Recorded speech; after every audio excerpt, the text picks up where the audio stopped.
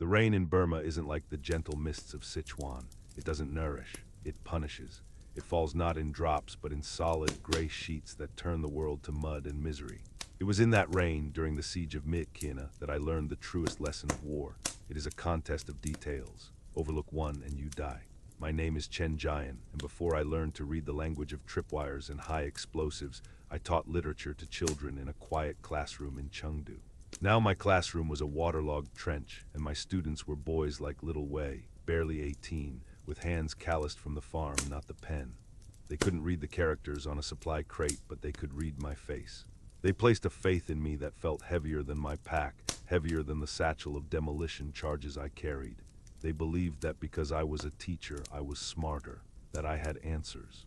My greatest fear, a cold knot that lived permanently in my stomach, was that one day my answer would be wrong, and that their faith would be buried with them in this foreign soil. Our target was a nameless pimple of earth the Americans designated Strongpoint 734. We called it something else. We called it the Grinder. It was a Japanese bunker complex, dug into a slight rise that commanded a clearing we had to cross. It was perfectly placed, a masterclass in defensive engineering. For 2 weeks it had chewed up our attacks. We'd send a platoon in, and a handful of bleeding, shell-shocked men would crawl back out, leaving their brothers behind. The Japanese inside were ghosts. We rarely saw them, but we felt their presence in the crack of the Arisaka rifle, the chatter of the Type 99 machine gun, and the sudden, violent blossom of a well-hidden mine. The ground leading to it was a tapestry of death. Wires thin as a spider's silk ran just above the mud, connected to grenades with their pins pulled, held in place by nothing more than tension and malice. The Japanese were meticulous. They knew we were coming, and they had prepared a garden of horrors for us. Every root could be a trigger. Every bamboo stalk could be hollowed out and packed with shrapnel. To be a sapper here was to be a surgeon, performing a delicate operation where the patient was the very earth, and a single tremor of the hand meant you and everyone around you simply ceased to exist. The first assault I was part of was a catastrophe. Captain Wang, a good man, believed in momentum. He thought a swift, aggressive push could overwhelm them. We laid down a mortar barrage, the shells sucking the air from our lungs, and then we went over the top. The mud grabbed at our boots like greedy hands, the air filled with the hornet buzz of bullets. Little Wei was beside me, his rifle held so tight his knuckles were white. I was screaming at him, screaming at all of them to watch their footing, to look for the signs, the disturbed earth, the unnatural shadow. Then a flash to our left, a fountain of dirt and red mist, 3 men gone, just gone. One moment they were running, the next there was nothing but a crater and the ringing in our ears. Panic is a contagion. The men faltered. The Japanese machine gun found its rhythm. The sound was like a canvas being ripped again and again. We were pinned down, bellies in the mud, tasting the rot of the jungle floor, while our comrades bled out around us. The retreat was worse than the advance. We dragged who we could, leaving the dead where they fell. That night, no one spoke. We just cleaned our rifles and listened to the rain, each drop a tiny hammer striking our souls. I looked at the survivors, their young faces aged a decade in an afternoon, and the teacher in me wept. I had failed my lesson. My students had paid the price. My mind, the one I had once used to dissect the verses of Du Fu, now raced over a different kind of text, the geometry of death. The Japanese weren't just placing traps randomly. There was a logic, a system, an intelligence behind it. To defeat it, we couldn't use brute force. We had to understand it. We had to read the mind of the man who built it. 2 days later, under the cover of a pre-dawn darkness so thick it felt like you could chew it, a small team of us crawled back towards the Grinder. Our mission wasn't to attack, but to see, to understand. We moved like snails, probing the ground ahead of us with our bayonets, feeling for the telltale tightness of a wire. We found the crater from the first mine, and another further on. I sketched their positions in my notebook, the paper already growing damp and soft in the humidity. We found the remains of a small Japanese patrol caught by our own mortars. Amongst the wreckage of their bodies and equipment, half buried in the mud near a blasted tree that must have been a forward listening post, I found it. A leather satchel torn and scorched. Inside, a bundle of papers, mostly ruined. They were soaked through, smeared with blood and mud. My heart sank, but I carefully peeled them apart one by one. Most were letters or manuals, the characters dissolving into black ink blots. But then I saw them, faint blue lines. Diagrams, schematics. They were engineering sketches, torn and fragmented, but they were unmistakable. The elegant, precise characters of Japanese technical writing, I saw symbols for explosives, for tunnel supports, for lines of fire. I felt a surge of something that wasn't quite hope, but a fierce, cold clarity. I had found my textbook. Back in the relative safety of our command dugout, I laid the fragments out on an ammunition crate. By the flickering light of a kerosene lamp, the pages looked like a puzzle made of ghosts. Lieutenant Fang looked over my shoulder, his face grim.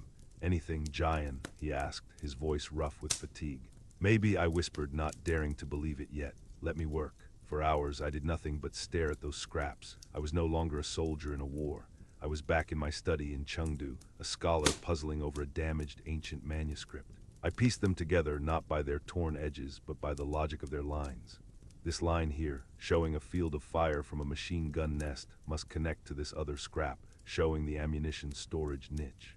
This symbol for a pressure plate mine, placed here on this trail, explains the cluster of casualties we took in that sector. It was all there. A conversation, a lecture from the Japanese engineer to me. And then I saw the most important detail, a series of faint, dotted lines connecting the main bunker to two smaller positions. They weren't trenches, they were tunnels. That's why we could never flank them. That's why they could seemingly be everywhere at once. They weren't fighting on the ground, they were fighting from underneath it. The grinder wasn't a fortress, it was the cap on a bottle full of angry wasps. I had the what, now I needed to teach the how. The next morning I gathered my squad. Little Wei, Old Man Liu, who was all of 35, and the others. I took a stick and drew in the mud. I didn't show them the papers. The complex diagrams would mean nothing. Instead, I gave them a lesson. "Look," I said, my voice steady, betraying none of the frantic energy I felt inside. "This is the grinder. We have been attacking the front door where the tiger is waiting, but the architect, he was clever. He built a back door for the rats here and here." I drew the tunnel entrances in the mud, exactly where the schematics indicated they would be hidden, behind a cluster of bamboo and under the roots of a banyan tree. "They expect us to come from the front," I continued, tracing the lines of our failed attacks. "They have laid their traps for that, but they have not laid as many here by the rat holes. This is where we will enter, not like a tiger, but like smoke, quietly. We do not fight the web, we cut the strands one by one." I explained the pattern of the mines, the interlocking fields of fire, the dead zones I had identified from the papers. I made them repeat it back to me. It was the most important lesson I had ever given. The assault was scheduled for noon, when the sun would be at its most punishing, hoping the heat would make the defenders sluggish. The air was still and heavy. As we moved out, crawling through the undergrowth towards the banyan tree, I felt that familiar cold knot of fear. This was it. My theory, my lesson, was about to be tested. The ink was dry. The examination had begun.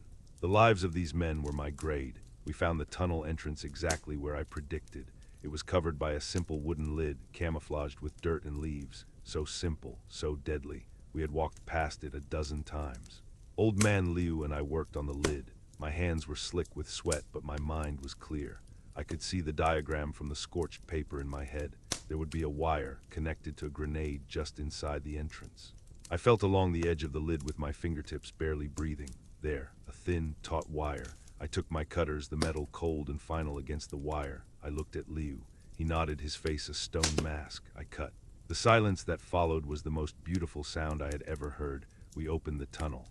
The air that wafted out was cool and smelled of damp earth and stale sweat. This was it, the belly of the beast. We went in 2 by 2.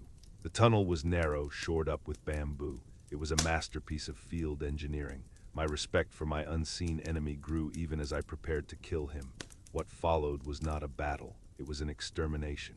We moved through the tunnels according to the map in my head. We knew where they would be before they knew we were there. We emerged in their machine gun nest from behind. They were looking out at the clearing, waiting for the fools to charge again. They never heard us. We took the main bunker in a flurry of grenades and desperate, close-quarters fighting. It was brutal, ugly work, but it was quick. We had cut the brain from the beast before its claws even knew there was a threat. When we emerged back into the blinding sunlight, the clearing was silent. The grinder was ours. Our casualties were 2 wounded, 2, not the dozens we had lost before. Little Wei clapped me on the shoulder, his face split by a grin that was half relief and half shock.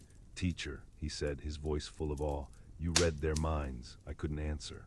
I walked over to the edge of the bunker and looked out at the field where so many of our men had fallen.